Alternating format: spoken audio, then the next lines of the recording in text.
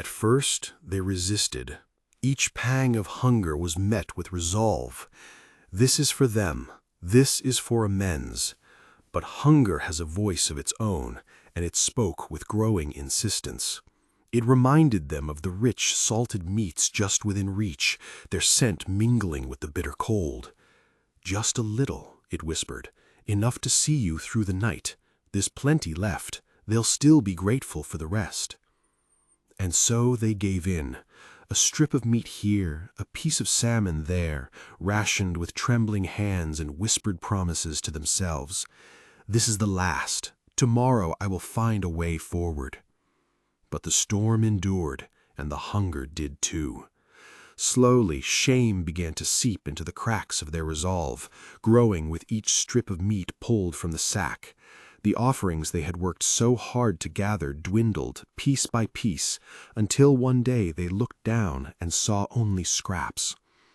The sack felt impossibly light now, and with it their hope.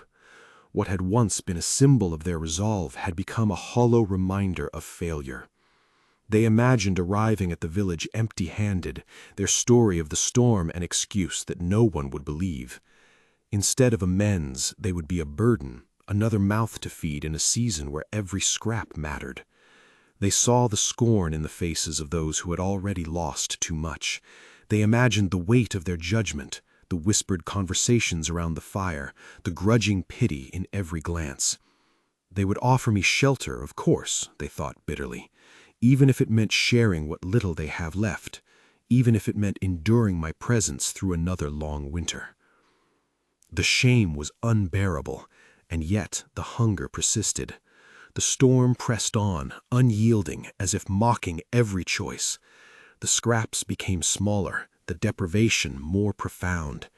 Their dreams of reconciliation faded, replaced by the stark, gnawing truth. They could not undo what had been done. Worse, they were repeating it, the cycle that had cursed them and everyone around them. The hunger became all-consuming, a force stronger than their guilt, stronger than their hope. They devoured the last of the offerings in the dead of night, alone in the cold, tears freezing on their cheeks. There was no satisfaction in the act, only shame. And yet, as the hunger briefly ebbed, the terrible clarity of what they had done settled over them. They could not face the village now, not as they were. The thought of returning, empty-handed and hollow-eyed, was unbearable, and yet they could not stay in the storm either.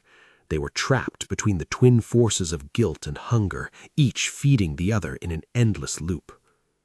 When the storm finally broke, they emerged into a world of white and silence, their sack empty and their soul heavier than ever. They had set out to break the cycle, to make amends, to prove that they were something more than the craving that had consumed them.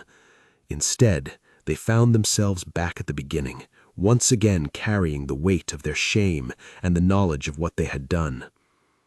And as they took their first steps northward, their footprints trailing behind them, they felt the echoes of their failure dragging them deeper into the snow.